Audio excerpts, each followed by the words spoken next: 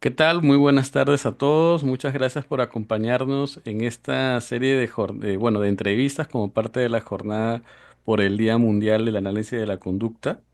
Y nos acompaña el doctor Tonu. Así disculpa si se pronuncia de esa manera, es la primera vez que lo digo. Está, Es uno, tono. no, ok. Eh, Significa barril en francés. ah, Soy Petito Barril, es mi nombre, pues, común. ok, entonces el doctor tiene su doctorado en psicología experimental por la Universidad Lille 3, es docente universitario e investigador en la Universidad de Lille 3. eh, Mantiene gran interés por cuestiones teóricas y filosóficas del análisis del comportamiento, fenómenos conductuales como la elección de grupo, la transferencia de funciones y el control de estímulos. Le interesan especialmente los procesos no operantes como el condicionamiento pavloviano y las relaciones entre el análisis de la conducta, la ecología conductual y la teoría evolutiva. El profesor no nos va a acompañar el día de hoy y estamos muy gustosos de tenerlo con nosotros y Igualmente. conversar un poquito sobre algunas preguntas que hemos preparado previamente y que amablemente ha aceptado, ¿no? Muchas gracias, bienvenido, doctor. De nada, agradezco mucho la invitación, ¿no? Que para mí es muy agradable hablar con gente de América Latina y compartir algunas ideas, que siempre. Excelente. Bueno, también aprovecho para mencionarles a las personas que nos están viendo en el canal de YouTube que pueden dejarnos algunas preguntas para poder, a través de André Toledo, que nos está acompañando como parte también de la Asociación Liceo, también poder hacerle llegar alguna de ellas al profesor.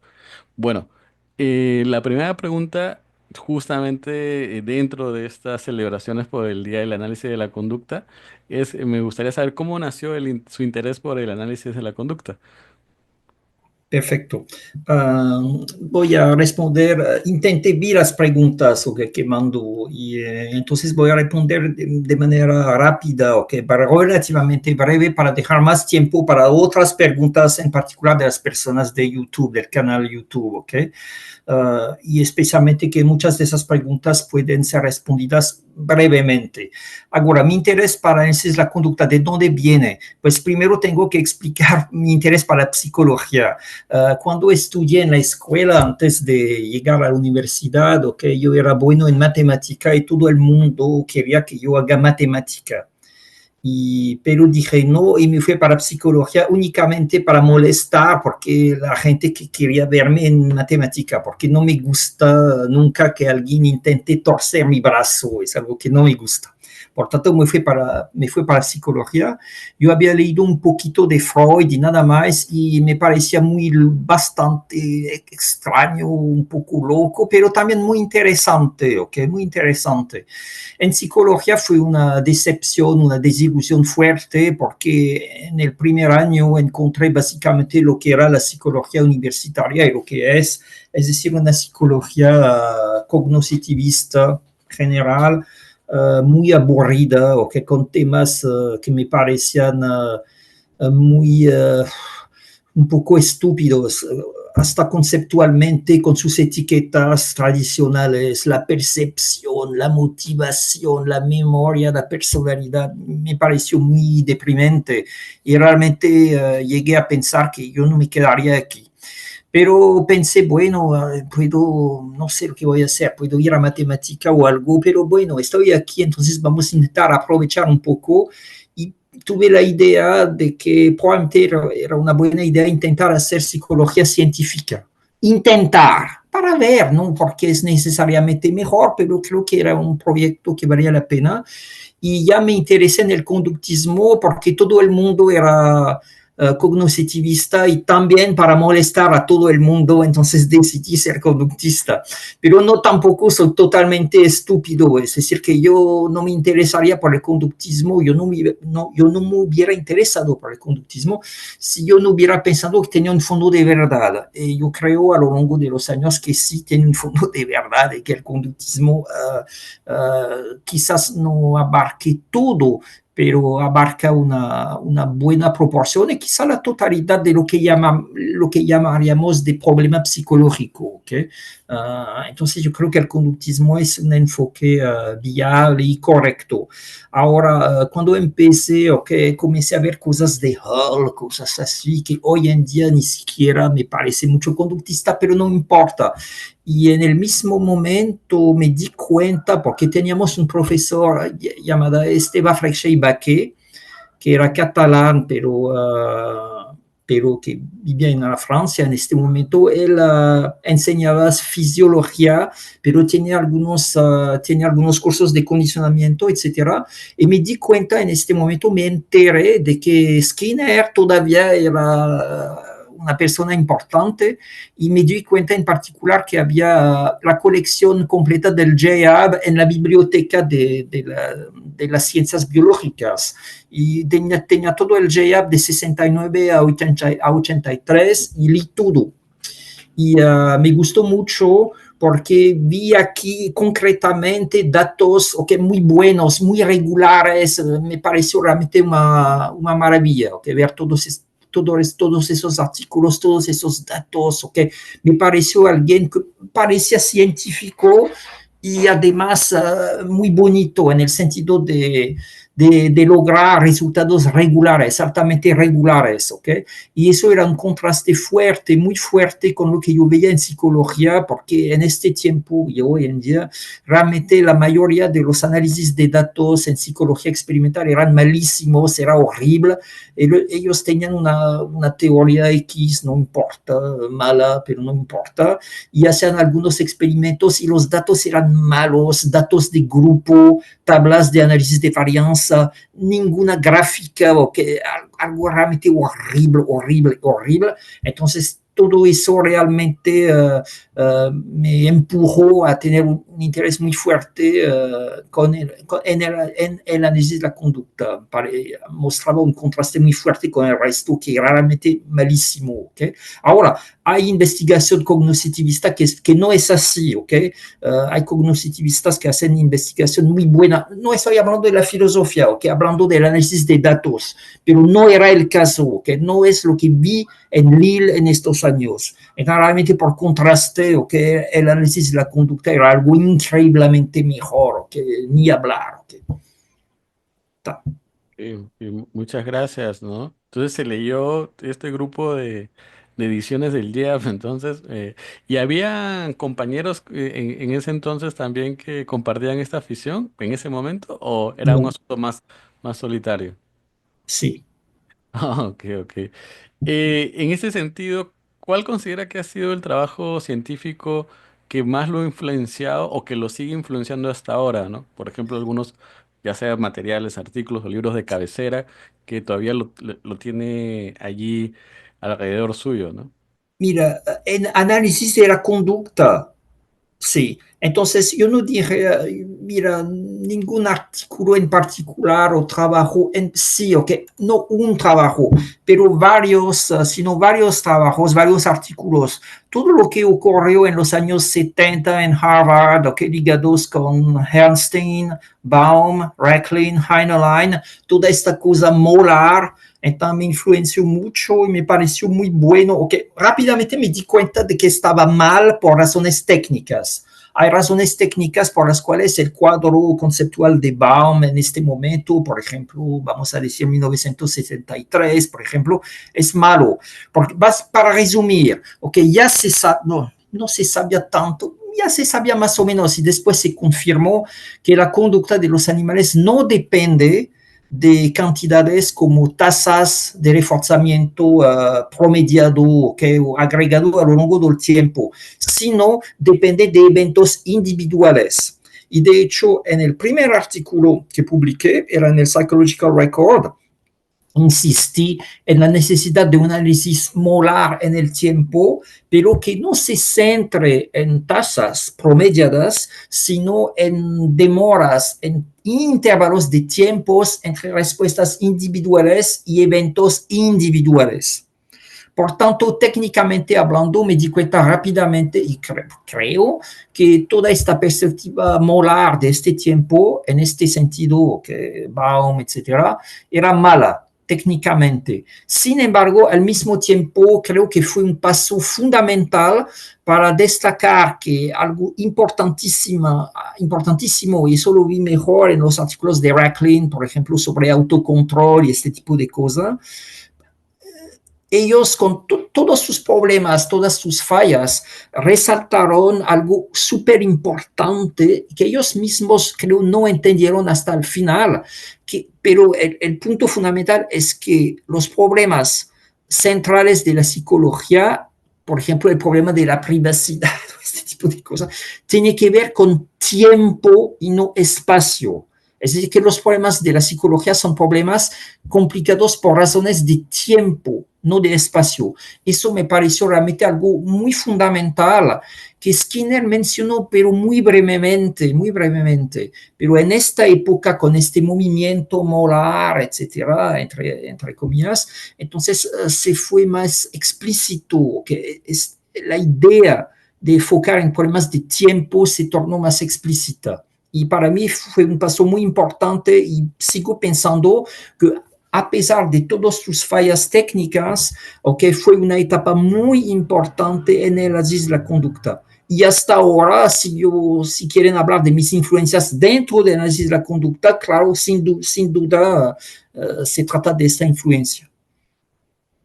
Es decir, toda esa cosa de los años 70 en Harvard con la ley de igualación de estas cosas, que repito, son técnicamente incorrectas, pero conceptualmente muy valiosas porque permitirán dar un paso adicional y ¿A qué se- progresar. No sé si fue claro lo que sí, dije. ¿Okay? la última parte me gustaría saber esta connotación también para todo lo que están viendo. ¿A qué se refiere con que hubo este aspecto que incluso los mismos colaboradores de Racklin todavía no lo habían tenido en cuenta, que gran parte de los problemas, como por ejemplo la privacidad, son asuntos temporales, ¿no? ¿Y cuál sería el cambio de entenderlos quizás de un asunto espaciales, sino un asuntos temporales? ¿Cuál sería la connotación? Mira, ok, en algunos casos, bueno, voy a tener entonces que hablar un poquito de mis cosas muy locas, de neorealismo, cosas así. Pero bueno, pero soy yo, que obviamente, creo que, por ejemplo, vamos a tomar el caso de una imagen mental, ¿ok? ¿Okay? Entonces, mi abuela, mi abuelita, etcétera. Bueno, hay un evento llamado de privado, y que es privado, ¿sí? Que es la imagen mental de mi abuelita. Y la explicación tradicional es que es un proceso dentro de la cabeza. Y eso Skinner también lo creía. No lo llamó de imagen o de representación, sino de conducta encubierta o de cosas así. Creo que todo eso es falso. Yo no creo que mi imagen de mi abuelita sea un proceso dentro de mi cabeza o de mi estómago o algo así. Además, creo que es fácil demostrar que no es el caso. Lo que yo creo es que mi imagen mental de mi abuelita es una sección temporal de mi abuelita, ¿okay? Que murió muchos años atrás, pero no importa. Es decir, mi cuerpo está extendido en el tiempo, entonces yo puedo mirar mi abuelita porque mis ojos están extendidos en el tiempo por atrás y están todavía viendo mi abuelita. Es decir, lo que ven ahora es mi boca hablando, pero es una sección temporal, una fascia temporal de mi cuerpo. Ven una fascia temporal con sus ojos ahora, pero mis ojos atrás en el tiempo todavía están mirando a mi abuela. Y yo creo que es eso la imagen mental de mi abuela. Es mi abuela. O más precisamente, yo creo que es una sección de mi abuela, porque es un conjunto de rasgos. No es idéntico con mi abuela, porque mi abuela es una persona total y estoy hablando de un conjunto de rasgos. Pero básicamente es eso. Y Ex- básicamente es mi idea. Es una idea obviamente muy loca, etcétera, etcétera, pero bueno, es mi idea. Entonces creo que desafortunadamente gente como Racklin o Baum nunca hicieron este paso adicional, ¿ok? Es decir, que ellos se concentraron sobre el aspecto conductual y sobre cantidades de tiempo extendidas. Y yo creo que tenemos que concentrarnos sobre el aspecto, el lado ambiental y con atrasos muy grandes, para simplificar. muchas gracias. Este aspecto que nos comenta me parece que también lo coloca con este ejemplo de la vela, ¿no? Cuando una vela a un número de kilómetros de distancia y todavía está siendo afectado en el tiempo, a pesar de que la vela ya se apagó, todavía la demora de receptiva, digámoslo así, todavía está presente. O una estrella, cuando miran una estrella en el telescopio, la estrella que ven ya desapareció millares de años atrás. Ahora, es interesante este ejemplo porque filosóficamente hablando, aún en un ejemplo así, ya hubo filósofos para argumentar en esta base que entonces nunca vemos el mundo, que todo eso es una construcción mental y no sé qué, obviamente estoy en desacuerdo, pero es increíble pensar que aún en el caso de la estrella ya tienen cosas de este tipo. Pero bueno, mi sugerencia sería seguir con las otras preguntas. Claro, Podemos claro que sí. aquí, ¿ok? Claro que sí. Y quizás aquí solamente señalar también nada más si, porque se ha restringido a darnos algún tipo de influencia dentro de la análisis de la conducta, pero también fuera de la análisis de la conducta o en la producción intelectual en general, ¿cuál podría ser alguno de estas influencias? Mira, lo más importante son los libros de Holt y que Holt y sus colegas publicaron en 1912 o que 1914, etcétera, libros filosóficos sobre el neorealismo, que era un movimiento filosófico americano principalmente, que se desarrolló en oposición al idealismo y a varias cosas del siglo XIX, okay, de finales del siglo XIX. Eso fue mi influencia principal. Además, es interesante porque cuando leí esos libros, pensé que era una experiencia increíble, pero pensé, es lo que yo diría, ¿ok?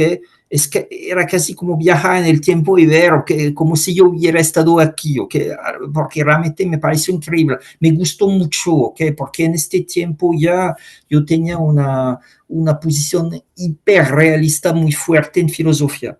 Por tanto, eso sería la influencia principal, pero no es realmente es una influencia en el sentido de que de todas maneras yo solito yo hubiera dicho lo mismo, entonces no me influenció porque ya, pero bueno, okay, como referencia sería eso, pero también me gustaron mucho otros libros, por ejemplo el libro de Tolman, de 1932, es un libro excelente y que no dice realmente, dice cosas muy diferentes de lo que la gente que no lo han leído suelen decir, que recomiendo a las personas interesadas de leer este libro, ¿okay?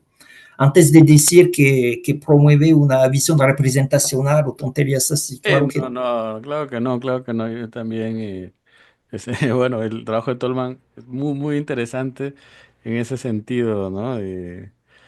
Bueno, pero vamos a dejar, si no, ahí nos apasionamos ahí. Sí, sí, Entonces sí. ahí, bueno, dentro bueno, esto ya lo estaba comentando, y ahora un poquito más con la actualidad, ¿no? También, de nuevo, circunscrito un poco en el día de hoy la celebración del análisis, bueno, el Día Mundial del Análisis de la Conducta. ¿Cómo ve estos 25 años que ya van de este siglo, ¿no? ¿Cómo ve el avance del análisis de la conducta a un nivel científico o a un nivel de producción? Sí. Primero, este juego del Día Mundial del Análisis de la Conducta, yo pensaba que era una broma, yo pensaba, ¿existe realmente eso? Sí, el Abay lo ha difundido, sí. Bueno, ok, todo bien. Me sorprende, pues qué bueno. Mire, ok, voy a decir cosas bastante desagradables. Realmente yo lo veo mal, ok, este Día Mundial y por muchas razones. Uh, obviamente es mi opinión, ok, no, nada más. Bueno, creo que la conducta anda mal. Ahora, mira, voy a intentar explicar. Vamos a ver, básicamente tiene dos vertientes en análisis de la conducta, vamos a decir análisis experimental y análisis aplicado. El análisis experimental pues viene de Skinner y obviamente hubo muchos desarrollos usando toda esta tradición experimental de Skinner. Ahora, ¿qué a vista de la historia de la humanidad, ¿qué va a dar todo eso? Es decir, ¿qué se va a quedar de todo eso? Temo que no se quede nada o muy poco. Déjame intentar explicar por qué, no me gusta decirlo. Pero mira, básicamente, ¿cuál sería la aportación fundamental de Skinner en términos experimentales, teóricos experimentales? Sería el concepto de operante libre, y toda la investigación que se hizo se articula en relación a los programas de reforzamiento en la caja de Skinner y con operante libre, ¿cierto? Y eso es lo que se publicó y que generó todos esos datos muy bonitos que me gustaron mucho y que siguen gustándome mucho. El problema es que los datos muy bonitos que salieron de allí, creo que no las entendemos bien. Creo que las entendemos muy mal, la verdad. Y eso es ligado a muchos factores. El procedimiento, el tipo mismo de procedimiento que Skinner desarrolló, no permite un entendimiento de estos datos. Y aquí hay como una perversión, una seducción. Cuando ven la historia, por ejemplo, de la mecánica clásica, alguien como Galileo, cuando él comenzó a desarrollar sus técnicas para estudiar la velocidad de los cuerpos o que de la queda libre, etcétera, los procedimientos, los procedimientos que Galileo desarrolla, él no las desarrolla por sí misma o porque son divertidas o porque salen datos muy bonitos, no. Es decir, estas técnicas fueron desarrolladas para permitir entender mejor, isolar y entender mejor fenómenos de interés que ya fueron notados, observados antes de desarrollar estas técnicas experimentales y fueron desarrolladas para entender mejor lo que ocurre afuera en el mundo real. Obviamente el laboratorio también es un mundo real, obviamente, pero bueno, no quiero hablar con Chomsky, pero entienden lo que digo. Ahora, el problema con los programas de reforzamiento operantes es que al inicio fue así, pero rápidamente adquirieron su propia vida y lo que pasa es que generó cada vez cosas más complejas y más complejas. Vamos a poner un tándem múltiplo, no sé qué, concurrente, BIFR, TF, no sé qué, etcétera. Y claro que van a tener datos muy regulares, pero creo que no se entiende nada de los datos que salen de allí. Por tanto, tenemos una cantidad enorme de datos, pero en un dominio, en la verdad, muy restricto, y que no mejoró en el sentido de entender mejor lo que pasa. Ya en los años 70, cuando Schoenfeld editó que su libro La teoría de los programas de reforzamiento, ya gente como Herbert Jenkins, por ejemplo, habían llegado a la conclusión de que para entender mejor lo que ocurría dentro de esta caja, teníamos que desechar un paradigma de operante libre y usar tentativas, ensayos discretos. ¿Okay? Por ejemplo, al final un asociacionista como McIntosh dijo lo mismo en 74, por ejemplo. Entonces ya aquí tiene un problema fundamental. Entonces, mira, me molesta mucho decirlo, me pone triste, es deprimente, pero creo que no se va a quedar mucho de eso. Ahora la tecnología está aquí, todavía se usa un programa de tipo BI, muchas personas los pueden usar como línea base en farmacología, en otras cosas, pero aparte de eso, tengo realmente mucho miedo de que no se quede nada. Ahora, del lado aplicado, y les parece un poco extraño que diga eso, pero creo que todo este asunto de aplicado, finalmente la contribución, finalmente, con todos sus problemas, creo que finalmente la contribución aplicada va a ser más persistente a lo largo de los años que la perspectiva, que la contribución experimental de Skinner. Aunque también tengo que decir que en la rama experimental también tiene cosas buenas, okay. Todo lo que, pero no es realmente de Skinner. Además, a Skinner tengo certeza que no le gustó. Pero bueno, por ejemplo, todo lo que comenzó como reflexión sobre el proceso mismo de reforzamiento o supuesto proceso, empezando con el principio de Premack, y siguiendo por Timberlake y Ellison hasta el modelo de desvío mínimo de Staddon, cosas así. Creo que son cosas buenas, importantes, etcétera. Pero ya es algo de que trabaja en una perspectiva un poco diferente. Entonces, cuando veo lo que probablemente hubiera dado su orgullo, su mejor orgullo a Skinner, creo que tengo miedo que no se quede mucho de ahí, ¿ok? Entonces, el futuro obviamente lo veo mal, ¿ok? Por muchas razones, ¿ok? Ahora, el problema fundamental atrás de todo eso es que Skinner, como varios otros, se centró sobre una cosa, ¿ok? Que es el reforzamiento operante, que ni siquiera entendemos muy bien, y desarrolló muchas cosas muy complejas sobre esta cosa, muy complicadas sobre esta cosita, desechando todo el resto. Entonces estamos realmente muy mal, que es, mira, es muy simple, de una manera u otra, la perspectiva del análisis de la conducta, la perspectiva operante, o que va a morir o bien tiene que cambiar radicalmente, okay, de una manera u otra, sea lo que sea, pero no puede seguir así. Entonces, para responder, veo el futuro triste, okay, a nivel básico. Ahora, creo que hablando de las contribuciones para este Día Mundial, pues podemos celebrar contribuciones que no son tampoco maravillosas en lo absoluto, pero para una familia que tiene un niño o que no sé, o que tiene un problema muy serio o que se automutila, algo así, vamos a imaginar que por resultados de procedimientos operantes, por ejemplo, reforzamiento diferencial de otras conductas o no sé qué, etcétera, etcétera, pues el niño deja de automutilarse. Creo que eso es un milagro y tenemos que agradecer todos, ¿ok? Eso, ¿ok? Pues eso tal vez sea la contribución mayor de decir la conducta este niño. Ok, muchas gracias. Y en este sentido también que nos comenta, recuerdo un trabajo suyo del 2016 que justamente nos habla sobre que es frecuente en la comunidad, en la comunidad de análisis de la conducta, sobre todo skinneriana, señalar que el condicionamiento operante consiste en una selección por consecuencias, ¿me acuerdo? Y justamente usted elabora un material muy interesante donde dice que es una metáfora inútil. Me gustaría saber a qué se hacía, a qué se hacía referencia y si se puede extender un poquito sobre este comentario. Mira, no quiero mucho porque la verdad no hay mucho por decir, ¿ok? Mira, muy rápidamente me di cuenta que este rollo de la selección por las consecuencias era como una publicidad o una propaganda realmente sin ninguna sustancia científica, ¿ok? Entonces, por eso publiqué un artículo okay, en una revista brasileña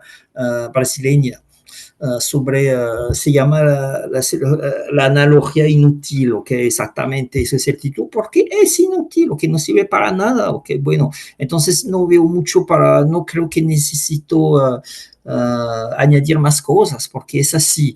Ahora, en años recientes hubo cambios, por ejemplo, los trabajos de McDowell pueden dar la impresión de que sí sirve mucho, que es muy interesante, pero no, porque el modelo de McDowell, que sí es un modelo seleccionista, modelos seleccionistas, un grupo de modelo, bueno, no es conductual, que las entidades que él dicen que se reproducen, etcétera, no son conductas. Las llama de conductas, pero no lo son. Son entidades neurocomputacionales en el cerebro, no sé qué. Entonces, eso no es una refutación de mi tesis, ¿ok? Porque siempre dije que quizás, ¿ok? Podía llevarse a cabo una metáfora útil, pero a nivel conductual no. Entonces, pues lo que dije sigue siendo vigente, o que esta metáfora no sirve para nada. Ok, Y muchas creo que es buena idea tirarla a la basura. Punto. Sí, sí, y así, bueno, y teniendo en cuenta digámoslo así, esta instancia o este caso particular de la metáfora de la selección por consecuencias, ¿hay algunas otras, siendo un poco autocrítico del propio análisis de la conducta, hay algunas otras metáforas o analogías que considera que han sido problemáticas o que están impidiendo el desarrollo del análisis de la conducta? Mire, antes de responder, quiero abrir otra paréntesis. También recientemente hubo algunos intentos para aplicar la ecuación de Price a problemas conductuales por personas más o menos afuera de la conducta, un poquito dentro, etcétera, y eso tampoco funcionó, que no voy a dar las razones, pero es relativamente fácil demostrar que la ecuación de Price no está bien aplicada. De hecho, en algunos casos hasta la matemática es incorrecta, ¿ok? Pero bueno, entonces voy a encerrar esta paréntesis para mantener lo que dije, es decir, que esta metáfora okay, de la selección por las consecuencias realmente podemos desecharla porque no sirve para nada y es mejor tirarlo porque prohíbe okay, desarrollos teóricos más importantes. Ahora, sobre otras metáforas, no veo muy bien porque tiene muchísimos problemas. Creo que todo el conductismo llamado de radical es un fracaso, pero no es por otras metáforas, es por problemas realmente muy serios, estructurales, okay, que no tienen nada que ver con alguna metáfora u otra, okay. Bueno, okay. Analogías hubo, que por ejemplo cuando Skinner habla del modelaje como un escultor o que escuta la conducta o que con tierra o que maleable o que lo que es totalmente diferente de la analogía de Freud con el cristal que se quebra en una línea de fractura que ya estaba aquí. Pero bueno, creo también que esta analogía de Skinner es problemática, pero es un detalle, que hablando de metáforas de analogías en general, no, que la grande analogía es este rollo de selección por las consecuencias y siempre me pareció absurdo. Ujú. Y estas otras dificultades o problemas que observa y en el conductismo radical de base, como lo comenta, ¿cuáles serían, si se puede comentar en este caso? Mira, lo que yo veo, bueno, el problema fundamental de los eventos privados, todo el rollo. Mira, hay muchos problemas, ¿ok? Bon, primero problema fundamental, todo el papel y el lugar del reforzamiento operante, ¿ok? Para mí es claro que el reforzamiento operante no, mira, no es, quizás ni siquiera sea un proceso conductual. Creo que es más un resultado emergente de varios procesos interconectados. De hecho, en una perspectiva cognitivista animal, okay, el reforzamiento operante no es un proceso básico. El condicionamiento pavloviano tampoco. Los procesos básicos son memoria, percepción, motivación, etcétera. Obviamente no puedo estar de acuerdo con la internalización que hacen de todo eso, porque creo que todas estas cosas no son conductas para nada, conductas internas o no sé qué, sino relaciones temporales entre ambiente y conducta. Pero dentro a partir de esta diferencia fundamental, metateórica fundamental, creo que tienen razón, es decir, que lo que llamamos reforzamiento operante no es un proceso básico y tampoco el conocimiento pavloviano, que tampoco, ¿cierto? Entonces, ahora, el problema número uno de decir la conducta es concentrarse en el reforzamiento operante y descartar todo el resto. Y no estoy hablando únicamente del problema del porcentaje de lo que se publica, sino de la integración teórica de todas estas cosas. Entonces estamos muy mal en este punto y el gran problema número dos es todo este rollo de los eventos privados y no sé qué, del mundo dentro de la piel. Mira, el conductismo vive afuera de la piel, ¿ok? Cuando empiezan a entrar dentro ya, ¿ok? Mejor tornarse cognitivista porque es igual de estúpido, pero por lo menos tienen ecuaciones. Ok, ok, voy comprendiendo. En ese sentido, ya alejándonos quizá del análisis de la conducta, ¿qué otras propuestas teóricas o filosóficas encuentra más viable para justamente poder identificar lo que nos está comentando con los procesos que sí deberían, o que son, o que están más relacionados con procesos psicológicos.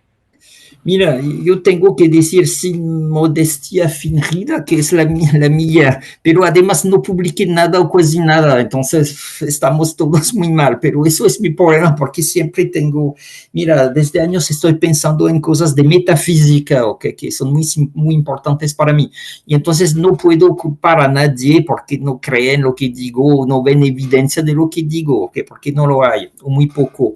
Ahora, hablando de otras perspectivas, obviamente, y anticipo un poquito una de las preguntas, yo creo que es bueno, claro que es muy bueno colaborar con otras personas, todos, cualquier persona, excepto los psicólogos tradicionales.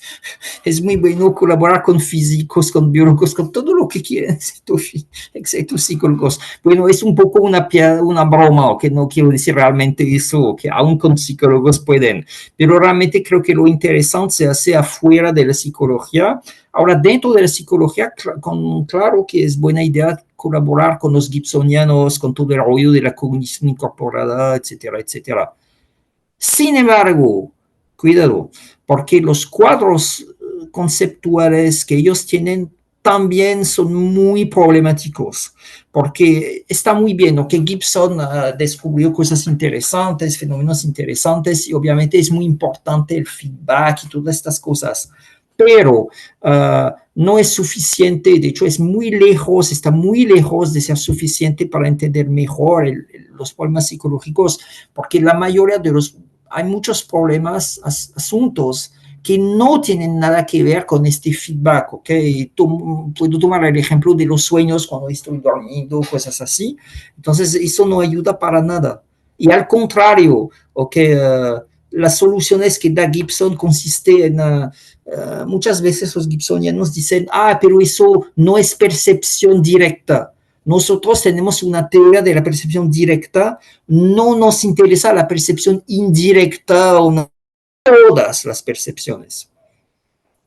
Entonces, es fundamental entender que nuestras percepciones están afuera del cuerpo y en el tiempo extendido, ¿ok? Y no necesitan ningún feedback motor, nada de eso, ¿ok? Y eso, el gran problema de las perspectivas, okay, de la cognición corporizada, okay, de esas cosas, etcétera, es eso. Es decir, yo recomiendo a cualquier persona interesada, claro que pueden leer lo que hacen, es interesante y todo, pero no esperen demasiado a un nivel teórico, okay, porque estas perspectivas son muy equivocadas teóricamente, ¿ok? De la misma manera que Baum, por ejemplo, en su artículo de 1973, es equivocado. Es un poquito el mismo tipo de problema, ¿ok? Ok, muchas gracias. Ahorita creo que, no sé si es mi internet, pero creo que se perdió un poquito. De vez en cuando tu imagen se pone fija, ¿ok? Ok, ok, Pero yo sigo entendiendo todo, yo escucho muy bien todo, puedo oír excelente, todo. excelente, doctor. Y en ese sentido, teniendo en cuenta esos aspectos técnicos de los cuales también nos comentaba, al revisar material de análisis de la conducta, ¿cómo considera estos nuevos métodos de simulación computacional para poder sí, investigar o conocer más los procesos conductuales? ¿Es algo que nos pueda ayudar? ¿O cuál sería su apreciación al respecto sobre, porque ya incluso se están comentando, pues bueno, hay métodos observacionales, hay métodos experimentales y hay métodos de simulación computacional? Ok, es una pregunta complicada. Mira, es un asunto complejo porque mira, cualquier ciencia que apela a procesos interconectados complicados puede recorrer a un tipo de análisis computacional porque cuando los asuntos son complicados y entrelazados es muy difícil desarrollar matemática para poder encontrar las soluciones exactas. Es por eso que las simulaciones se usan en física, en biología, en economía, en cualquier campo. Que, bueno, Entonces, también, ¿por qué no análisis de la conducta? Sin embargo, muchas de estas simulaciones son, no se hacen en un cuadro teórico conductista, ¿ok? Se hacen en un cuadro negro, no sé qué, etcétera, etcétera. Entonces, bueno, obviamente no puedo estar de acuerdo. Pues está bien, todo el mundo tiene el derecho constitucional de hacer lo que quieren, pero muchas veces no es análisis de la conducta, ¿ok?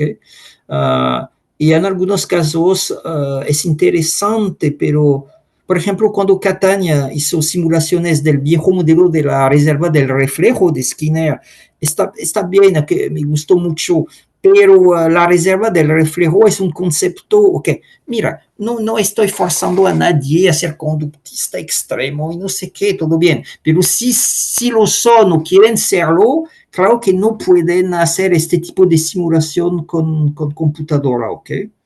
Ahora, un ejemplo buenísimo de simulación con computadora, de simulación computacional, fue el capítulo de 82 de Maser sobre un modelo molecular de las ejecuciones en programas de razón. ¿Okay? Fue publicado en Quantitative Analysis of Behavior, volumen 2. Entonces, es muy bueno porque realmente él apela únicamente a una variable que es el concepto de valor de reforzamiento, pero tiene una evolución paso a paso cada vez que el animal emite una respuesta adicional, etcétera, etcétera. Bueno, y todo eso es muy bueno. Y si eso es perfectamente compatible con, es una perspectiva totalmente conductista, si admiten, y eso es otro asunto filosófico, que si rechazan el concepto skinneriano de relación funcional y admiten, al contrario de eso, una perspectiva causal fuerte, primitiva, en el cual las relaciones causales existen, son invisibles, no están dentro de la cabeza, son invisibles, totalmente invisibles, y si hay grados de relaciones, grados de causalidad, el valor de reforzamiento puede ser visto como un grado de causalidad y entonces podemos teorizar sobre eso y todo funciona perfectamente. Eso sería un ejemplo, entre otros, de una simulación con computadora, una simulación computacional totalmente conductista o que puede ser interpretada de manera totalmente conductista. Sin embargo, y claro que bueno, okay, porque sin eso sería muy difícil poder derivar predicciones cuantitativas. Sin la computadora, en este tipo de situaciones es muy complicado desarrollar predicciones cuantitativas. Entonces, qué bueno. Pero repito, muchas de estas simulaciones no son conductistas. Okay. Bueno, repito que pueden hacerlo si quieren, pero no me digan que son conductistas porque no lo son. Ahora, quizás pueden ver que tengo un concepto muy fanático de lo que es el behaviorismo, el conductismo, pues sí, así es. Claro, claro, no, está, digámoslo así, esta acotación del término conductista, ¿de dónde la toma usted o cuál es su punto de partida, ¿no? Para descartar, este es el punto donde ya estamos yendo hacia una postura no conductista. El hecho de que no podemos identificar procesos conductuales en tiempo y espacio. Creo que más o menos por ahí lo que voy entendiendo. No entendí la pregunta realmente. Ok. ¿Se me escucha? Sí, creo que sí, Ah, sí. ah, El asunto no es el sonido, es que no ya. entendí la pregunta. ¿De dónde, cuál es, de dónde toma sobre todo este sentido de conductista a la cual hace referencia Ok. como que es La, más, la más, pregunta como puede ser como yo defino el sí, conductismo. Eso, mira, ok, bueno,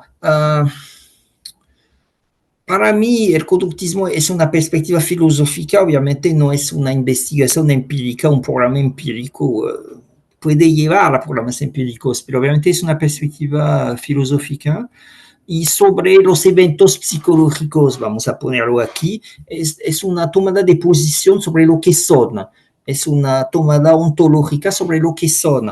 Ahora uno puede también poner agua en su vino o vino en su agua, bueno, y modificar un poco las cosas, pero en su forma más pura, vamos a ponerlo así, yo creo que el conductismo es una afirmación ontológica sobre la naturaleza de lo que es lo mental, lo psicológico, etcétera. Y un componente fundamental del conductismo es algún tipo de externalismo, ¿ok? Desde Watson. De hecho, Watson fue criticado porque era periferalista o externalista, mi palabra, era demasiado periferalista. Yo creo que Watson andó mal, pero no es porque era demasiado periferalista periferalista. Al contrario, es porque tenía que ser aún más periferalista. Bueno, me entienden, ¿ok? Entonces creo que, y es por eso, es una definición que es mía, pero tiene todo sentido. Por ejemplo, a pesar de todas las diferencias, y pueden concordar o no con Ryle, pero todo el mundo admite que Ryle es un conductista. Ryle. Sin embargo, Ryle nunca hizo investigación, no se preocupó por la predicción y el control y el plan, no sé qué, nada de eso. Entonces, pero todo el mundo concorda que Ryle es un conductista. Quizás no les guste el tipo de conductismo que Ryle defiende, pero es un conductista. Por lo tanto, cuando vemos todos los el kernel, lo que la base fundamental de todo lo que es conductismo es un tipo de externalismo. La idea es que los procesos psicológicos no están aquí, no están aquí. Y creo que en la medida que empiezan a mudar eso, entonces deja de ser conductismo. Ahora, obviamente, uno puede usar definiciones más o menos estrictas del conductismo, que, por ejemplo, hay muchas personas que creen que Clark Hull era conductista. Pues si quieren, pero entonces Chomsky también es conductista, aunque, bueno, creo que vale la pena tener una definición muy restricta y en este caso, por la verdad, hay pocas personas que son conductistas. Pero creo también que muchos investigadores que hacen investigación pueden ser conductistas, ¿ok? Aún sin saberlo, quizás. Ujú. Y aquí está, quizá me puedo adelantar una preguntita que estaba también allí, y era, en algún momento mencionó que no hay razones científicas para optar por una postura, ya sea mediacional, no mediacional, tratando de hacer el símil un poco del conductismo. Sabemos que no es exactamente lo mismo, no cuadra exactamente, ¿no? Pero usted señalaba en un artículo que no hay ninguna razón científica, solo hay razones filosóficas para tomar esa postura. Eso significaría que eh, para teorizar en psicología se requiere una relación muy estrecha con esas posiciones filosóficas ontológicas. Es decir, no se puede evitar hacerlo.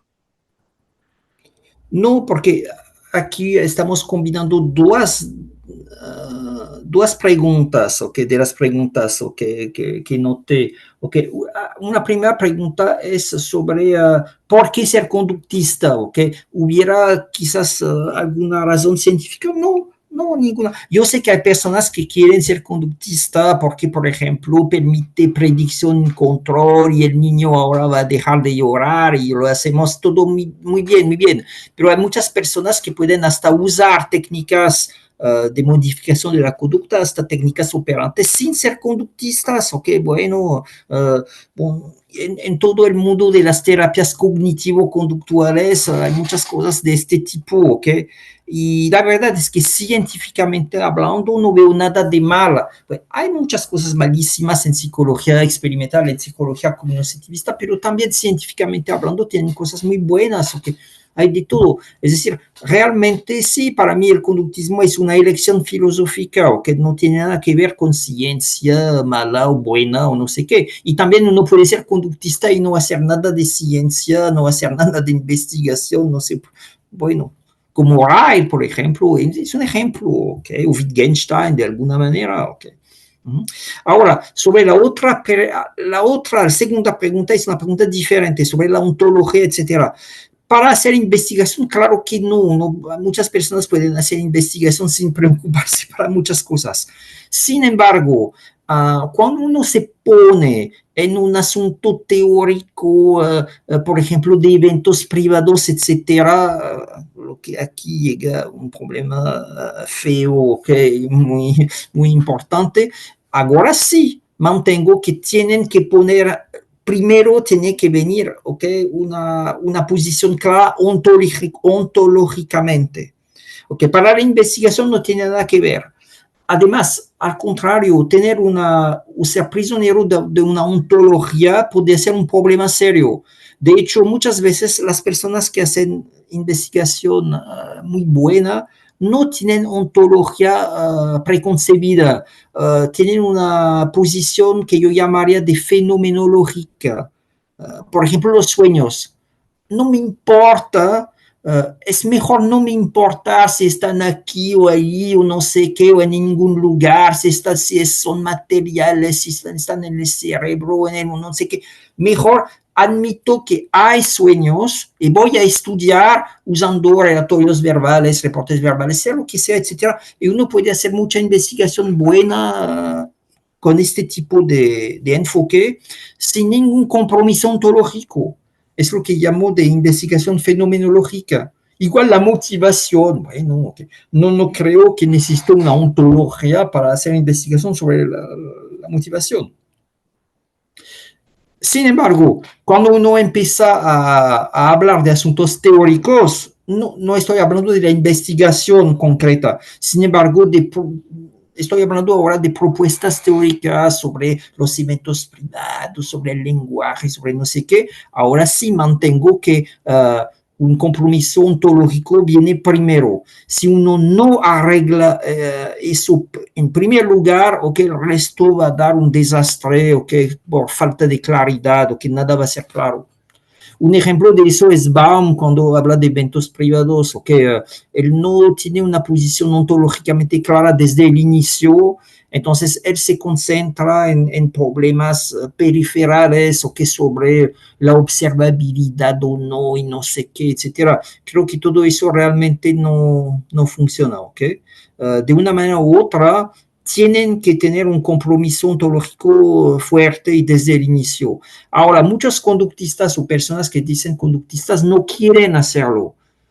Por ejemplo, si uno les pregunta, pero estos eventos privados, ¿en dónde están? ¿De qué están hechos? Responden, no sé, no quiero hablar, no me importa, no sé qué, no es productivo hacer este tipo de pregunta. Responden eso porque dentro de su cabecita, entre comillas, saben muy bien que si uno empieza a ir más allá, van a tener que admitir que en realidad ellos creen también que son actividades dentro de la cabeza, dentro del cerebro, y eso es exactamente lo que dijo la psicología desde siempre, la psicología cognitiva tradicional. Y es por eso que no quieren llegar aquí, en esta dirección. Por tanto, no quieren hablar, no quieren tocar al asunto, pero eso refleja únicamente una falta de claridad o de honestidad intelectual con ellos mismos, okay, creo.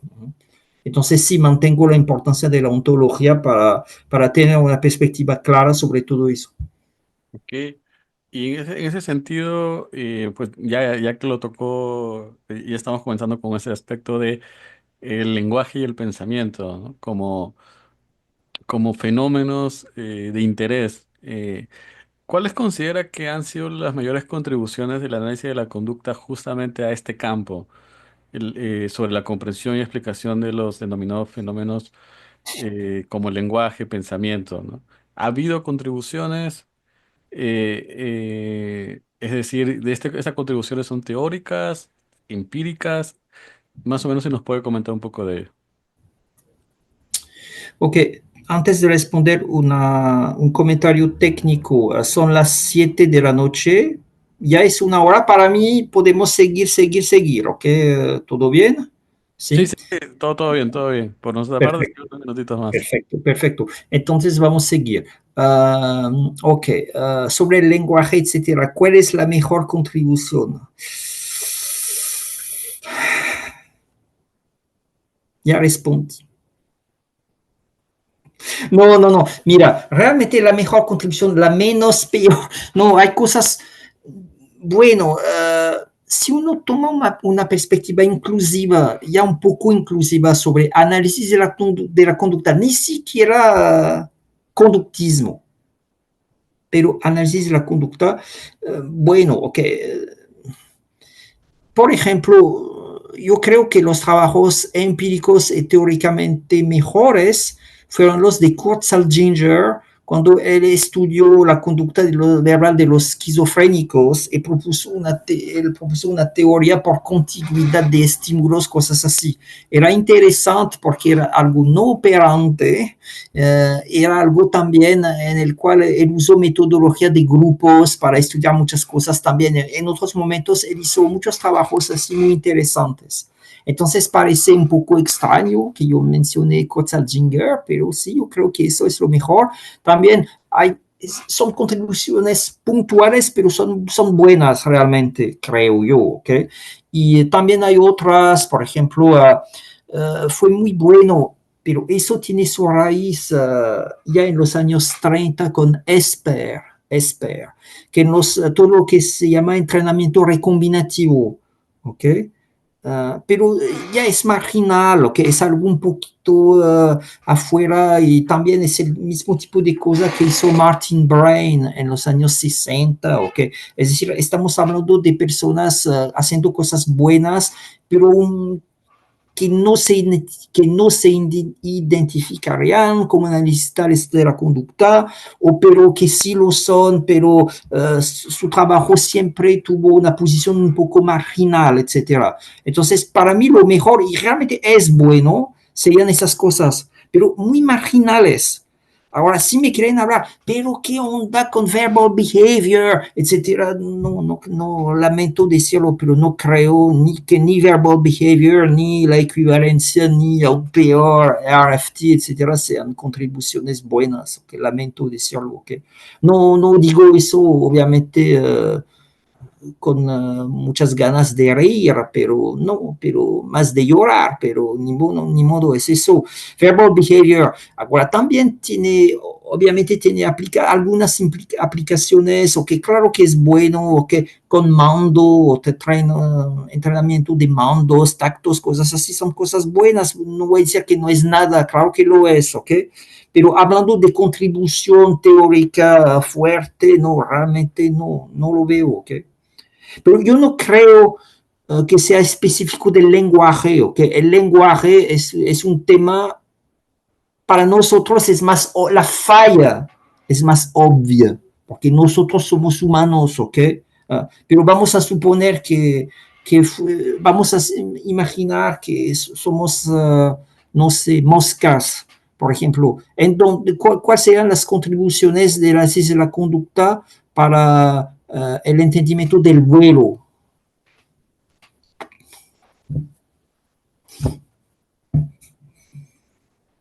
Entender lo que quiero decir, ¿ok? Entonces, el caso del lenguaje es importante, pero es únicamente un tipo, únicamente, sí, únicamente un caso en el cual las fallas son más obvias para todos, ¿ok? Creo. Pero no, realmente no tengo ninguna respuesta positiva a su pregunta y lo lamento, pero es lo que yo respondría, ¿ok? No creo que Verbal Behavior fue un éxito, ¿ok? Claro que no, no fue un éxito y equivalencia, etcétera, aún menos, ¿ok? No Y significa que todo tiene que ser desechado o que todo está mal, pero estamos hablando, no estamos hablando de descubrimientos puntuales, estamos hablando, imagino, de una contribución articulada, ¿ok? No, yo no veo ninguna, ¿ok? Ninguna. Y en ese sentido, en el campo del lenguaje y pensamiento, en la serie de intercambios que realizó alrededor de la equivalencia, hablaba críticamente sobre las posiciones representacionalistas, ¿no? Sin embargo, también admitía que muchas de ellas podrían ser más predictivas, técnicamente hablando, ¿no? Y en ese sentido me gustaría saber, en la contemporaneidad, en el campo del lenguaje y pensamiento, más allá del análisis de la conducta, ¿qué es lo que podemos saber como una contribución científicamente hablando, ¿no? O sea, ¿qué sabemos de esos campos?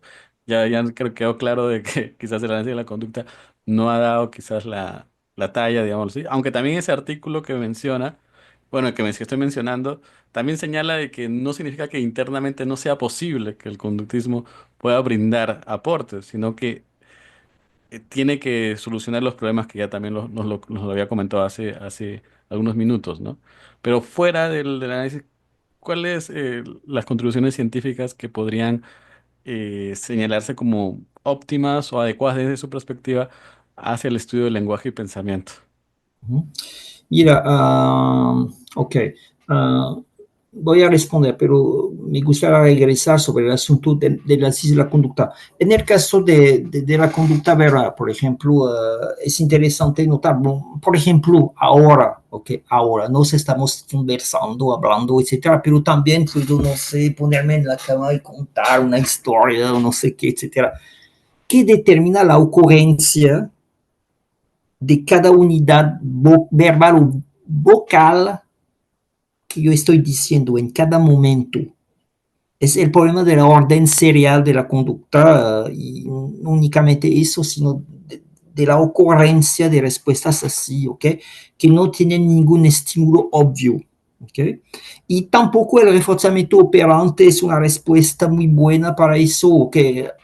Mire, quizás estoy hablando y yo sigo hablando porque están aquí mirando, etcétera, todo bien, pero no es el reforzamiento que explica todo el cambio. Mira, ya desde 10 segundos ya tuve que decir, no sé, tal vez 15 palabras diferentes, una después de la otra, etcétera, y con temas diferentes que cambian siempre, etcétera.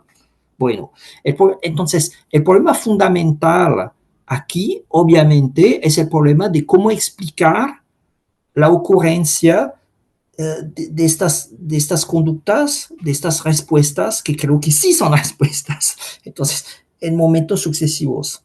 ¿Cierto? Entonces, el problema fundamental, pues, para explicar eso, cualquier teoría cognitivista supone que la conducta se produce como reflejo de una activación interna de estructuras en memoria, ¿ok? Tienen memoria y tienen activación, por ejemplo, tienen sistemas de producción, etcétera, que son activados y tienen feedback también de la conducta misma, pero sin reforzamiento necesariamente. Feedback no es lo mismo. Pero bueno, entonces, en la perspectiva cognitivista tienen muchos trabajos muy interesantes. A mí nunca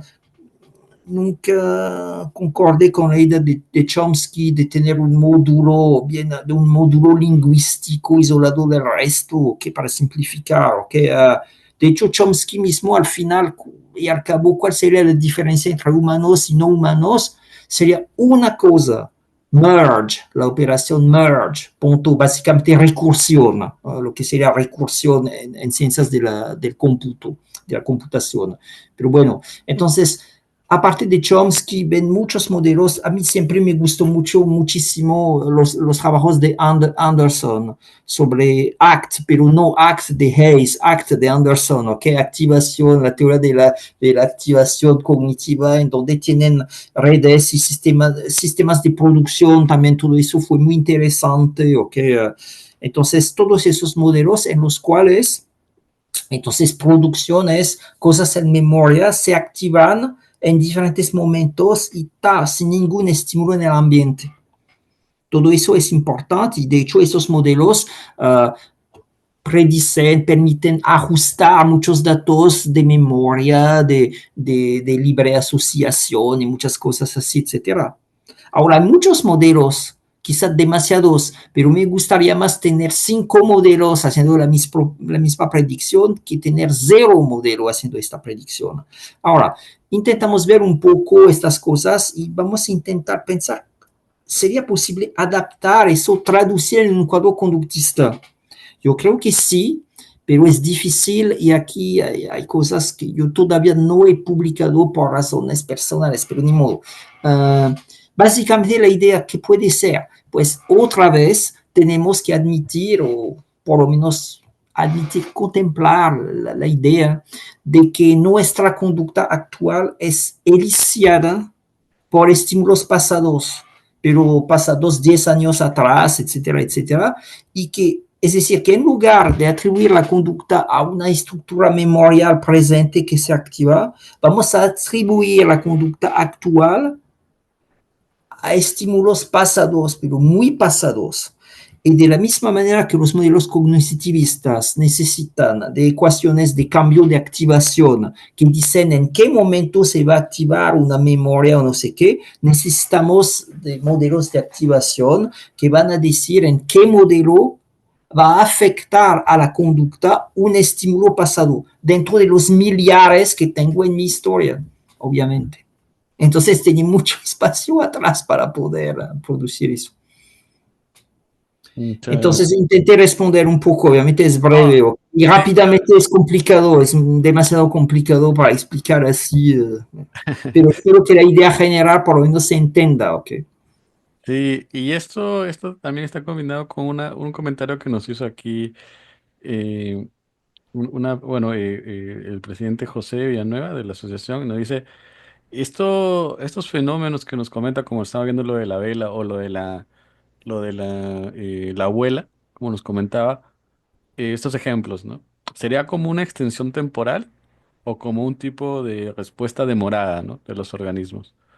Sería, o sea, ¿dónde encajaría dentro de estos dos casos, ¿no? Como, o sea, se estaría extendiendo, las propiedades se estarían extendiendo en el tiempo, o más bien es que la respuesta está demorada respecto a lo que se debió responder en ese momento temporalmente anterior, ¿no?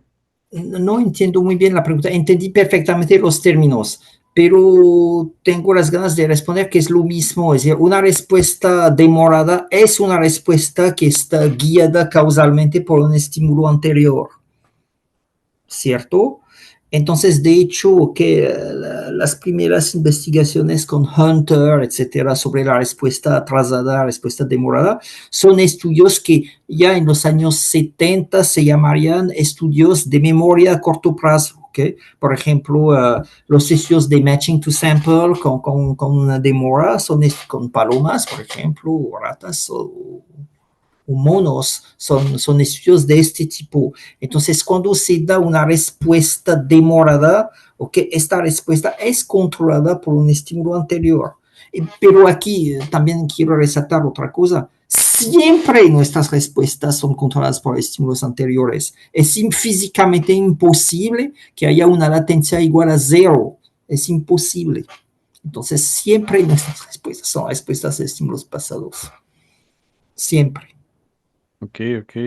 Y en ese caso, el, el, el lenguaje, digámoslo así, no sería, bueno, el lenguaje es amplio, ¿no? Pero la capacidad humana de verbalizar, digámoslo así, o de señalar las cosas por escrito o de manera hablada, incluso mantenida en el tiempo, no haría que esta propiedades de extensión se magnifiquen, digámoslo así. O sea, que justamente justamente esas cualidades propiamente humanas, ¿no? Del lenguaje, hagan que estén más presentes al mismo tiempo, afectándonos en el tiempo, muchas cosas al mismo tiempo. No sé si me dejo entender.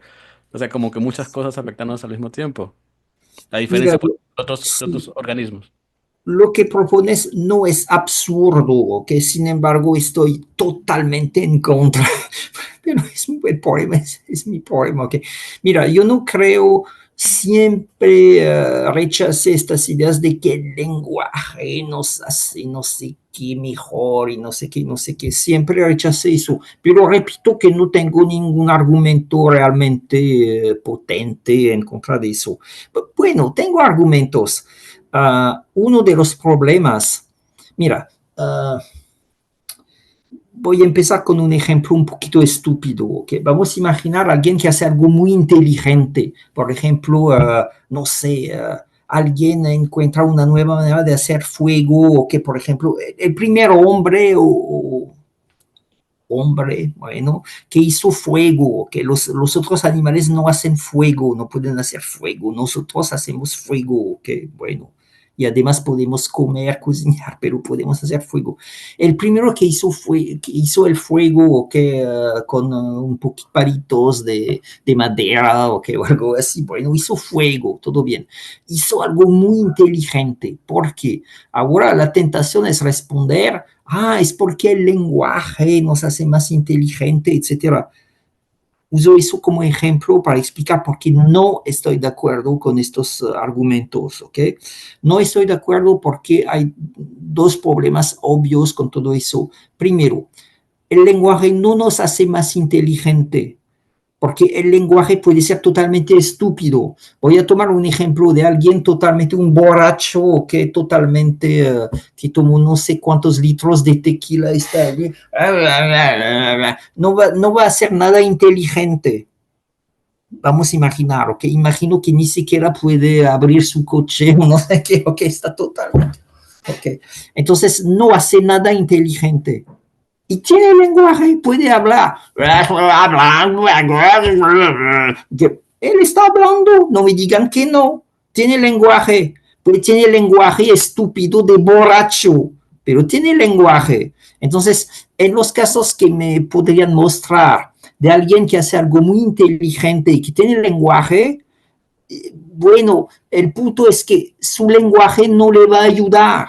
Le va a ayudar únicamente si su lenguaje también es inteligente. Si tiene un lenguaje estúpido, no le va a ayudar para hacer algo más inteligente. Entonces, aquí hay un problema de regresión al infinito. Es decir, el lenguaje no nos puede poner a ser más inteligente de lo que somos, porque lo podría hacer únicamente si el lenguaje en sí mismo ya era inteligente también. Entonces, eso es únicamente expresar el problema. Entonces, ¿por qué el lenguaje es inteligente? No es el lenguaje que es inteligente, hay procesos no lingüísticos que hacen que tenemos conducta inteligente y dentro de esta conducta inteligente tiene el lenguaje. Y dentro de estos procesos, que obviamente nosotros tenemos que verlo de manera diferente, pero es claro que la especie humana es especialmente sensible a aspectos recombinatoriales de cosas vistas en el pasado.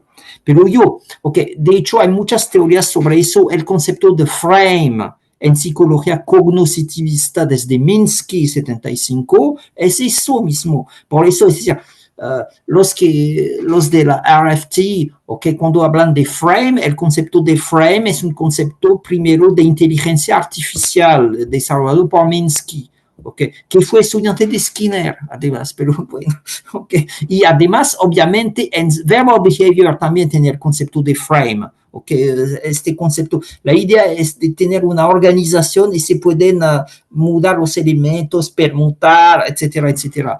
Ahora siendo neorrealista, obviamente no puedo atribuir ningún poder combinatorial a la mente humana o al cerebro, ni siquiera a la conducta. Pero lo que yo creo es que nosotros somos sensibles, únicamente sensibles, a secuencias distribuidas en el tiempo que ya, no necesito recombinar nada, porque creo que las recombinaciones ya están en el ambiente extendido. Okay. En algún capítulo que escribí, cuando alguien tiene una alucinación, por ejemplo, con un elefante azul, no es porque él está recombinando el color azul con un elefante. No, es que en su historia tiene un elefante aquí. Oh, caramba, ¿lo ven? Aquí está el elefante. Y tienen un color azul en otro momento. Y lo que él reacciona a la secuencia de los dos sin reaccionar al intervalo temporal entre los dos. Y obviamente, ¿qué va a describir? Él lo que ve es lo que está aquí. Lo que ve está aquí, él lo va a describir como elefante azul. Porque no es un elefante azul, pero es una cosa extendida en el tiempo, distribuida, no contigua, que tiene todas las propiedades que un elefante realmente azul tendría. La diferencia es que obviamente no hay elefantes azules, pero vamos a imaginar que una mutación genética y ahora sale un elefante azul. Vamos a imaginar. Ese elefante azul tiene todas las propiedades en conjunto temporal. Ahora, una persona que tiene una alucinación con un elefante azul, o una rata azul, o un caballo azul, está reaccionando a una cosa que tiene exactamente todas estas propiedades, pero la diferencia es que no es un elefante azul porque es una estructura temporal distribuida en el tiempo, ¿cierto? Entonces, lo que yo creo es eso, no creo que es el lenguaje que nos hace más inteligente o más recombinadores o no sé qué. No, yo creo que nosotros tenemos una sensibilidad particular a secuencias de eventos no contiguas, no conexas en el sentido topológico que habitual, en la métrica temporal habitual. Entonces, son estas secuencias que actúan sobre nuestra conducta y que las hacen recombinatorial en este sentido. Por eso podemos hacer cosas nuevas recombinando cosas pasadas, pero no creo que seamos nosotros que estemos recombinando. La recombinación ya está aquí, pero distribuida en el tiempo y nos podemos reaccionar a estas cosas. Y claro que yo creo que la unicidad humana, etcétera, viene de estas cosas, ¿ok? Pero tiene que tener alguna diferencia, ¿ok? Si no, las ratas pudieran hablar y no hablan, por tanto, tienen que tener alguna diferencia. Pero el problema es saber si es, yo no creo que la diferencia sea lingüística o verbal. Claro que hay diferencias lingüísticas o verbales. Además, rechazo el concepto mismo. Pero bueno, descriptivamente podemos hablar así. Pero a nivel fundamental, yo creo que lo que pasa es que tenemos sensibilidad diferentes a eventos temporales distribuidos de manera diferente y eso tiene, interactúa con otras cosas y el resultado emergente de estas configuraciones diferentes son resultados diferentes. Es decir, las ratas hablan y nosotros no. Ahora, si lo que digo es cierto, en ratas también podríamos identificar fenómenos semejantes. Y sí se puede, pero es muy difícil encontrarlo, tiene que rascar mucho. Y además, pero el punto además es que estos fenómenos cuando ocurren en ratas, ocurren estas secuencias de eventos son más simples y cuando controlan la conducta de la rata, lo hacen de manera gruesa y en particular sin cambiar de fuente causal rápidamente. Y eso implica que una rata no puede hablar porque no tiene el tiempo de hablar. Su mente no puede cambiar de un segundo a otro como la nuestra lo hace. ¿Entienden todas las comillas que estoy poniendo? Y es por eso que las ratas no hablan o no dicen cosas muy interesantes. Sí hablan, pero diciendo cosas. Que muchas ¿Entienden un gracias. poco lo que estoy diciendo? ¿Ok? Bueno, sí, sí, a mí me queda claro. Y sí, ahí está a veces este fetichismo con lo verbal. Pero, y ahí, bueno, quizás no vamos a extender, pero bueno, entonces ahí para continuar un poco con las preguntas, creo ya quedan muy poquitas, pero había una. Si eh, tienen, por favor, tienen preguntas de otro canal o no sé, sí, o... sí, sí, sí. Ah, qué bueno, entonces podemos seguir, ¿ok? Y ta.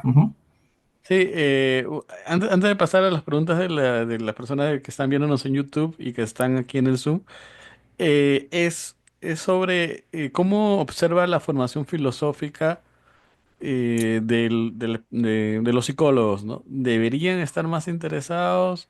¿Recomendaría siempre tener iniciar con algunas lecturas, con algunos aspectos digámoslo así, conectarlo con el análisis de la conducta? O no, sobre todo teniendo en cuenta una serie de intercambios que usted nos comentaba, bueno, usted realizó con algunos, justamente con este tópico de la equivalencia de estímulos, sobre la importancia de tener una posición realista sobre los fenómenos que se van a estudiar, ¿no? O que se están estudiando, ¿no? Ok, muchas cosas aquí. Primero, sobre filosofía, etcétera. Mira, para el bien de sus almas siempre es bueno leer cualquier cosa o que puede ser libros de receta de comida mexicana, o que cualquier cosa, puede ser filosofía de la ciencia, puede ser origami, o que papeles, o que dobrados, arte, o que siempre es bueno tener cultura, o que independiente del asunto. Ahora, sí, claro que es bueno leer filosofía, o que permite dar alguna sí, alguna amplitud de visión o que alguien sin esta formación no tendría. Sin embargo, aún más importante creo que la filosofía sería la historia de la psicología, ¿ok? Eso es súper importante, ¿ok? Y obviamente es ligado con aspectos filosóficos, porque yo creo que uno puede perfectamente, bueno, la verdad no sé, pero creo que uno puede perfectamente ser un físico muy bueno sin saber nada de historia o de filosofía de la ciencia o de la física con toda certeza. Historia también. Ahora, en psicología creo que es realmente mejor tener un conocimiento de estas cosas, creo. Ahora, un problema de la filosofía es que muchas veces, la formación filosófica, creo que muchas veces está mal hecha y en un sentido, mire, muchos analistas de la conducta, por ejemplo, pretenden estar interesados en asuntos filosóficos, pero la extensión de su interés filosófico consiste en repetir cualquier tontería que ven por ahí y acabó. Francamente, creo que eso es peor que nada, o que sería mejor que no hablen de filosofía para nada. ¿Okay? Ahora, si quieren hablar de filosofía, creo que es más importante tener una actitud filosófica. Y la actitud filosófica es precisamente cuestionar, ¿okay? Intentar pensar y cuestionar cosas, multiplicando las perspectivas y decidiendo, ¿okay? Lo que al final creen o no creen, ¿okay? Pero eso es más importante que todo, desarrollar una actitud filosófica. Y sería muy bueno, por ejemplo, tener esa actitud, por ejemplo, examinando algunos conceptos supuestamente importantes en análisis de la conducta, como el concepto de clase, ¿ok? Si leen a Catania, la clase, la clase, la clase, las clases por todas partes, y ni siquiera hablo de clases de equivalencia, ¿ok? Hablo de la clase, el estímulo es una clase, ¿ok? La respuesta es una clase operante, ña, ña, ña. Yo nunca entendí nada de esta cosa, o que lo que vi era muy confuso y no creo en nada de estas cosas. Pero bueno, no importa si concordan o no conmigo, que el punto importante es tener esa actitud filosófica viendo estos conceptos de manera crítica, ¿ok? Y obviamente en este proceso intelectual siempre ayuda a leer más cosas, ¿ok? De cualquier campo que sea. Muchas gracias, profesor. Aquí ya pasando a las preguntas de YouTube, hay Daniel Calero que nos está viendo, nos dice, ¿qué artículos de su autoría recomendaría o cuál es el artículo de cual se siente más orgulloso de haber escrito? Siempre es una vergüenza publicar algo, ya pues pensar, bueno, hay cosas más o menos, pero bueno,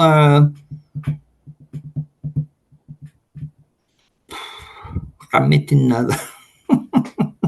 No, mira, si quieren realmente leer algo, mire, yo puedo hacer eso entrando en contacto con ustedes. Yo les mando una copia de un capítulo sobre nuevas razones para el análisis de la conducta. Es un capítulo que fue publicado en un libro sobre Holt y que probablemente es difícil de accesar. Entonces, si tienen interés, yo les recomendaría este capítulo porque da una mejor idea un poquito de las cosas que estoy hablando, ¿ok? Sería muy bueno. Entonces, si tienen interés, yo recomendaría leer este capítulo. Entonces, podemos seguir en contacto y después yo se les mando una copia mía de este capítulo y lo pueden leer. Yo creo que sería un buen resumen. Muchas gracias, muchas gracias. Y sí, ahí vamos a estar preguntándole sobre este material. Muy interesante. Hay otra pregunta que nos dice si podría comentar algo sobre el trabajo de Schoenfeld y el conductismo. Es una pregunta un poco abierta, pero igual no sé si le gustaría dar unos comentarios. Mire, no soy un experto sobre Schoenfeld. Obviamente he leído a Schoenfeld bastante cosas, etcétera, etcétera, pero obviamente nunca lo encontré, nunca hablé con él, etcétera. Pues es una persona importante o que obviamente vale la pena o que enterarse de su trabajo, o que obviamente. De hecho, por algún lugar él menciona que, imagino que las relaciones, bueno, por un lado, Skinner no tuvo influencia, ninguna influencia, ok, la influencia de Skinner se hizo por saltos, ok. Por ejemplo, cuando él escribió B of O en 1938, no se vendieron muchas copias, o que no creen que fue un éxito internacional, claro que no, ok. Y la verdad se volvió popular, entre comillas, con Keller y Schoenfeld y sus cursos en Colombia, en la Universidad de Colombia, porque publicaron okay, su libro de texto, ¿okay? Y al mismo tiempo, y con estos estudiantes empezó un movimiento de interés renovado para Skinner, para su libro, etcétera, etcétera. Por tanto, imagino que Skinner, okay, tuvo, bon, siempre fue amigo de Fred Keller, o Fred Keller era amigo de Skinner. Ahora, en el caso de Schoenfeld, Schoenfeld estaba allí también. No conozco muy bien cómo se articuló su contribución con la de Keller, pero obviamente Schoenfeld, imagino que las relaciones entre Skinner y Schoenfeld no eran muy, no imagino que sean horribles, pero no creo tampoco que eran muy buenas, ¿ok? Porque Schoenfeld no tenía una mente fuerte, una cabeza dura y probablemente no concordaba con Skinner en muchas cosas. Por tanto, imagino que hubo discrepancias. Y de hecho, durante muchos años hubo un poco como sí, una rivalidad entre Columbia y Harvard en términos de formación, etcétera. Por ejemplo, en New Hampshire, que tenía dos profesores, uno fallecido que era Tony Nevin. Él fue formado en Columbia, ¿ok? Y William Baum, era formado en Harvard. Entonces siempre hubo un poquito, una briga entre comillas, que nada, bueno. Entonces, la posición de Schoenfeld, por tanto, en este contexto, siempre se quedó un poco marginal, ¿ok? También el mero hecho de haber desarrollado otro sistema, los programas TD, Delta, todo este rollo, etcétera, porque hizo que sí, fue un poco un programa de investigación un poco alternativa a la clasificación de Skinner, o que más empírica, diferente, o que no es la misma manera de funcionar. Y también Schoenfeld obviamente hizo muchos comentarios muy interesantes sobre la distinción operante respondiente, okay, sobre todas estas cosas. Uno siente con Schoenfeld una conexión mucho más explícita con todo lo que es no operante, incluyendo la historia, okay, alternativa de una psicología conductual con Guthrie, okay, personas de este tipo. Entonces, mira, realmente no puedo decir mucho. Yo podría, pero no es muy fácil comentar sobre eso, ¿ok?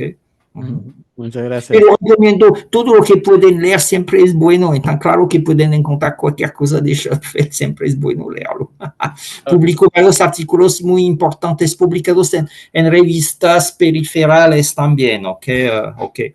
Y obviamente, aparte del libro de Keller y Schoenfeld, Principles of Psychology, también tiene su libro de 70, La teoría de los programas de reforzamiento, que es muy interesante para ver un poco la variedad de contribuciones que están en este libro. Muchas gracias. Yo creo que ya, bueno, la última pregunta que aquí nos dejan es, ¿se puede matematizar los fenómenos psicológicos? Creo que ya lo contestó un poco cuando estábamos haciendo la pregunta de la... Sobre de... computación, modelos computacionales. ¿Sí? Sí, sí, sí, sí, yo creo. Es una pregunta que me gusta mucho, es complicada obviamente, pero es muy interesante. Voy a aprovechar para clarificar algunas cosas. Primero, okay, se puede matematizar. Bueno, claro que sí, todo se puede matematizar. Bueno, hay muchos problemas filosóficos aquí, pero no veo ninguna razón por la cual fenómenos psicológicos serían menos matematizables que cualquier otro fenómeno en el mundo, ¿ok? Por tanto, se pueden, claro que sí, ¿ok? En la medida que se puede, yo diría lo mismo de cualquier fenómeno. Ahora, también depende de lo que llama matemática, ¿ok? Mucha matemática clásica es una matemática básicamente de los números reales, ¿ok? Posiblemente en productos cartesianos múltiples, R, N, bla, bla, bla, bla. Ahora, hay muchos aspectos interesantes también que hacen parte de la matemática, pero que hacen parte de la matemática discreta y en particular, por ejemplo, teoría de los grafos, o que muchas cosas así. Entonces es un mundo muy amplio y creo que sí, o que todo eso puede ser muy importante. Ahora, déjame matizar con dos cosas. Primero, como lo expliqué, en el estado actual de desarrollo limitado de las perspectivas conductistas de verdad, creo que realmente, okay, cualquier psicólogo cognitivista va a tener una ventaja fuerte porque él tiene una ontología en donde él puede postular cualquier cosa, la mente, la memoria y no sé qué, los demonios, como en el modelo de Selfridge sobre el pandemonio, que todo lo que quiere lo pone ahí. Entonces, todas esas entidades pueden evoluir en tiempo real, y obviamente pueden poner ecuaciones arriba y lo hicieron, ¿no? Que en el caso más sofisticado, modelos de difusión, por ejemplo, son modelos estocásticos de difusión en tiempo real, bla, bla, en la mente, todo eso, todo bien. Entonces ellos tienen las manos libres para poder hacer cualquier cosa. Obviamente un conductista no tiene esta facilidad, por lo menos ahora, ¿ok? Y en cuanto no termino mis publicaciones, lo voy a hacer para algún tiempo más. Pero independientemente de eso, me gustaría concluir con un aspecto muy importante. A mí me encanta la matemática, me encanta, es algo increíble de belleza, ¿ok? Es muy, muy, muy lindo. Sin embargo, muchas veces análisis de la conducta creo, y de hecho Schoenfeld lo dijo, que hizo también en privado, creo, no sé si lo dijo en público, pero bueno, es que muchas veces los intentos de cuantificación en análisis de la conducta no son muy satisfactorios. No voy a explicar mucho por qué, okay? Aparte de decir que en el SQUAB, por ejemplo, en la sociedad SQUAB, lo que pasa, la verdad, es que en el SQUAB es como una recuperación de psicólogos experimentales animales o que no tiene tanta análisis de la conducta allí. Pero ni modo, no importa, porque yo me gustaría concluir con una palabra de advertencia. Yo creo que a mí me encanta la matemática, por tanto yo les podría decir, sí, sí, sí, ahora vamos a empezar y todo eso. No, porque yo creo en lo personal y otra vez no tengo ningún argumento fuerte atrás de eso, pero yo creo en lo personal que los problemas los más importantes de la psicología, igual análisis de la conducta, son problemas cualitativos. Por tanto, yo pondría una advertencia a cualquier persona que quiere empezar a ver cosas matemáticas. Qué bueno que lo hagan, pero repito, mi opinión es que los problemas fundamentales más importantes son problemas cualitativos. Mire, últimamente una teoría satisfactoria tiene que tener los dos, lo cualitativo y lo cuantitativo, pero tiene que tener los dos y en la actualidad lo más importante son los problemas cualitativos. Y realmente termino un minuto más, por favor. Cuando ven la historia, otra vez voy a tomar los ejemplos de la mecánica clásica o de la biología o cualquier cosa, cuando ven un avance de modelización con modelos matemáticos, siempre, siempre, siempre atrás hubo un insight cualitativo ligado con estos modelos. Es decir, que es muy peligroso imaginar que uno puede aplicar ecuaciones así y que eso nos van a permitir entender mejor un fenómeno. No, si no tenemos primero un entendimiento cualitativo de cosas fundamentales.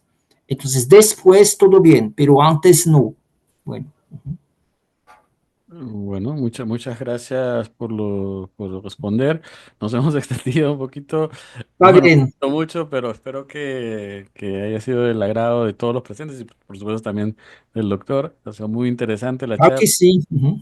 Y bueno, ya estamos terminando. Ya los últimos comentarios, profesor, si le gustaría brindar algún tipo de recomendación o palabras a las personas nos están viendo actualmente o ha indiferido. Bueno, no, que bueno, mi recomendación sería primero felicitaciones por estar aquí, escuchar, etcétera. Siempre me agrada. Y entonces, mire, no sé lo que quieren hacer de su vida, etcétera, pero es bueno saber que están aquí y no tampoco deprimen demasiado, que después de oír lo que digo, que entonces sigan adelante, ¿ok? Y si pueden pensar en lo que hablamos mejor, pero lo más importante es seguir haciendo lo que quieren, ¿ok?